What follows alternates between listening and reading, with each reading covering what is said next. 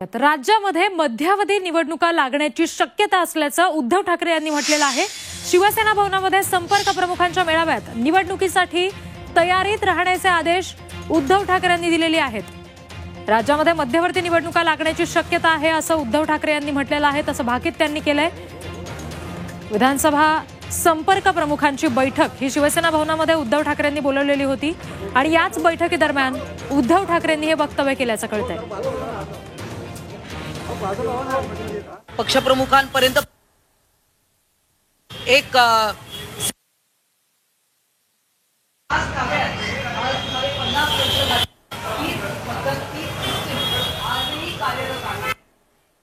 आपण पाहतोय उद्धव ठाकरे यांनी हे भाकीत केलेलं आहे।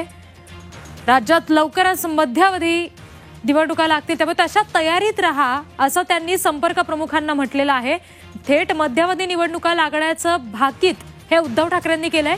शिवसेना भवनामध्ये संपर्क प्रमुखांची बैठक झाली आणि त्या दरम्यान उद्धव ठाकरेंनी सूचना दिलेल्या आहेत। निवडणुकांसाठी तयार राहा असं उद्धव ठाकरे यांनी बैठकीदरम्यान म्हटलेलं आहे। शिवसेनेचे म्हणजे ठाकरे गटाचे जे विधानसभा संपर्क प्रमुख आहेत त्यांची बैठक आज शिवसेना भवनामध्ये उद्धव ठाकरेंनी बोलावली होती आणि याच संपर्क प्रमुखांच्या बैठकीत उद्धव ठाकरे यांनी हे मोठं वक्तव्य केलं असं म्हणायला हरकत नाही।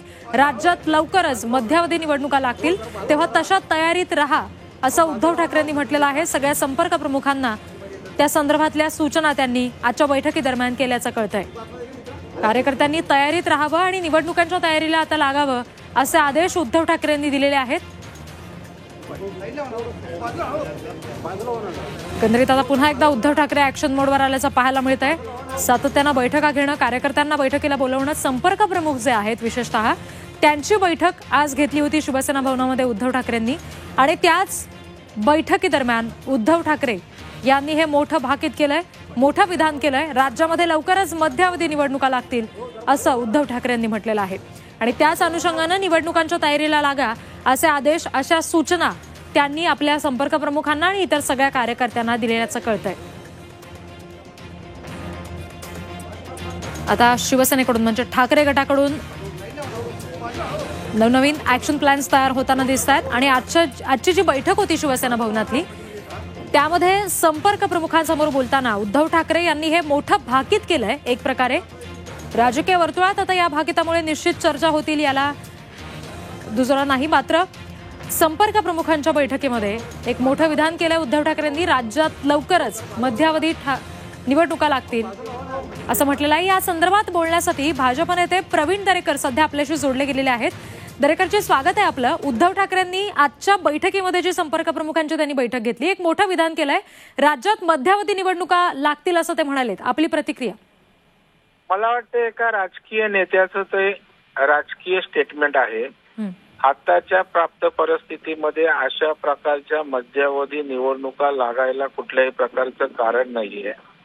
त्यांना या राज्यामध्ये शिंदे साहेब आणि फडणवीस साहेबांच्या नेतृत्वाखालील सरकार अत्यंत भक्कम आहे, स्थिर आहे, महाराष्ट्राला प्रगतीकडे नेत आहेत आणि त्याच्यामुळे कुठली अराजकता निर्माण झाली, इथल्या राजकीय परिस्थिती निर्माण झाले, त्याच्यामुळे सरकार चालवणं अवघड आहे, परिस्थिती बिघडली असं काहीच नाहीये। आता त्यांच्या संपर्क प्रमुखाच्या मेळाव्यात त्यांनी केलेले भाषण आहे ते आणि आपल्या कार्यकर्त्यांना धीर देण्यासाठी, कारण 2-2.5 वर्ष अजून हे सरकार टिकलं तर कार्यकर्ते आपले सैरावैरा त्या ठिकाणी जातील, कारण शिंदे साहेबांसोबत जातील, इतर काही निर्णय घेतील आणि अशा वेळेला निवडणुका तोंडावर आहेत, तुम्हाला भविष्य आहे, तुम्हाला ताकदीनं लढायचं आहे असा आत्मविश्वास देण्याचा प्रयत्न त्यांनी आपल्या भाषणातनं संपर्क प्रमुखांच्या त्या बैठकीत केला असू शकतो।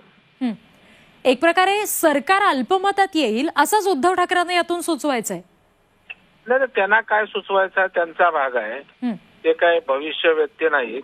अल्पमतात सरकार येईल, त्यांना त्यांचं सरकार बहुमतात असताना टिकवता आलं नाही आणि त्याच्यामुळे आता अल्पमतात येईल किंवा काय या बोलण्याला काही अर्थ नाही आणि त्यांची राजकीय दृष्टी ते आणि त्यांची दृष्टी आपल्या 54 आमदारांपैकी 40 आमदार गेले, ते टिकवू शकले नाहीत, त्याच्यामुळे आता अल्पमतात येईल अशा प्रकारच्या वक्तव्याला काही आधार नाहीये।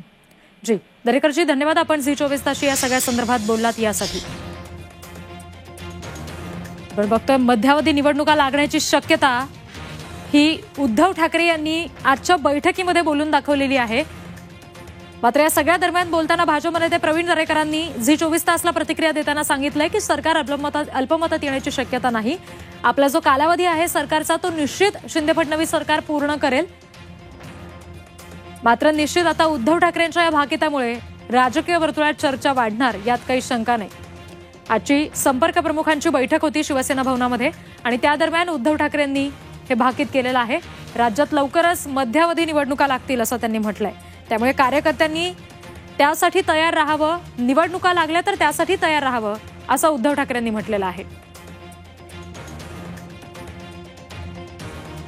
एक प्रकारे शिंदे फडणवीस सरकार हे अल्पमतात येऊ शकतं आणि आपली जी मुदत आहे किंवा जो सरकारचा काळ आहे तो संपण्याआधीच हे सरकार पडेल असं कुठेतरी उद्धव ठाकरेंना यातून सुचवायचं आहे आणि त्यामुळेच त्यांनी हे भाकीत केलं असावं।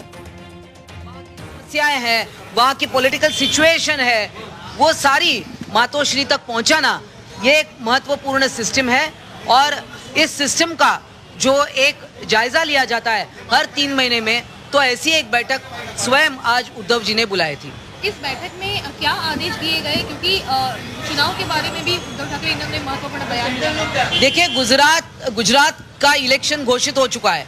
उसके पहले महाराष्ट्र के 4 बड़े प्रोजेक्ट गुजरात में महाराष्ट्र का नुकसान किया और कहीं ना कहीं महाराष्ट्र की जनता को दिखाने के लिए कि हम आपके लिए भी कुछ कर रहे हैं, यहाँ के युवकों को बताने के लिए माननीय मोदी जी ने, पंतप्रधान जी ने 2 योजनाएं और कुछ पैकेज घोषित किया।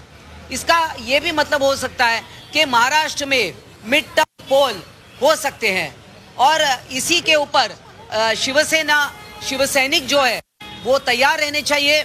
हमारी मतदार यादियां भी है या मेंबरशिप ड्राइव है, उसको पूरी तरह कार्यान्वित करने के आदेश दिए हैं। मैडम, जब भी चुनाव आते हैं तभी मराठी गुजराती विवाद या महाराष्ट्र गुजरात विवाद जो है वो देखने को मिलता है। अभी गुजरात चुनाव कुछ दिनों में है और उसी में महाराष्ट्र के काफी सारे जो नौकरियां हैं, कुछ इंडस्ट्रीज हैं, वो वहाँ पर शिफ्ट गए, आरोप जो है वो शिवसेना की ओर से किया गया है। देखिए, ये आरोप जो हमने किए हैं ये कोई तथ्यहीन आरोप नहीं है, क्योंकि हमारे उद्योग मंत्री माननीय सुभाष देसाई जी, माननीय आदित्य जी ठाकरे, ये इन्होंने जब वो डावोस गए थे और अन्य पूरे 2.5 साल में मैग्नेटिक महाराष्ट्र 1, मैग्नेटिक महाराष्ट्र 2, इसके द्वारा हमने बहुत सारे MOU वगैरह सरकार ने किए थे और इसमें ये महत्वपूर्ण 4 प्रोजेक्ट भी रह चुके हैं।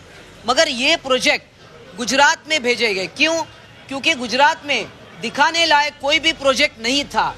गुजरात में गवर्नमेंट में 3-3 CM बदले गए। क्यों बदले गए और क्या उनकी नाकामी थी? तो ये सारा छिपाने के लिए अपना वहाँ पर सुपड़ा साफ होने का उनको डर बैठा है। वहाँ पर अन्य पार्टियां जो है वो काफ़ी मजबूती से चल रही है और इसीलिए महाराष्ट्र के मुंह का निवाला छीनकर गुजरात को दिया जा रहा है और यही है। अब महाराष्ट्र में कुछ नए पैकेज घोषित किए तो हो सकता है महाराष्ट्र में भी चुनाव हो। मैडम, गुजरात चुनाव जो है वो नजदीक आ रहे हैं, ऐसे में महाराष्ट्र को नीचे दिखाने की कोशिश हो रही है, ऐसा लग रहा है? हर बार महाराष्ट्र और गुजरात, मराठी गुजराती ऐसा वाद विवाद खड़ा कर ये वोटों का बंटवारा करना चाहते हैं। एक तो वो हिंदुत्ववादी खुद को कहते हैं, मगर हिंदुओं के वोट ही लैंग्वेज वाइज डिवाइड कर भारतीय जनता पार्टी हमेशा जीतने की कोशिश करती है, मगर मुंबई महानगर पालिका भारतीय जनता पार्टी के हाथ में कभी भी आएगी नहीं। क्या गुजरात चुनाव में इस पूरे विवाद में गुजरात में जो है वो बीजेपी को काफी यश मिलेगा? देखिए, गुजरात में शोकेस करने जैसा कुछ भी नहीं, कोई उपलब्धि नहीं है, कोई बड़े प्रोजेक्ट्स गुजरात में हुए नहीं। जो महाराष्ट्र से चुराए गए वही लोगों को दिखाएंगे। मोरबी ब्रिज का जो दुर्घटना हुई उससे भी उनके प्रशासन में किस प्रकार से ढिलाई है वो भी सामने आए हैं और अब दूसरी पार्टियां भी, वहाँ अन्य पार्टी भी बहुत काम कर रही है। अब देखते हैं जीत किसकी होती है। छत्रपतींचा विचार म्हणजे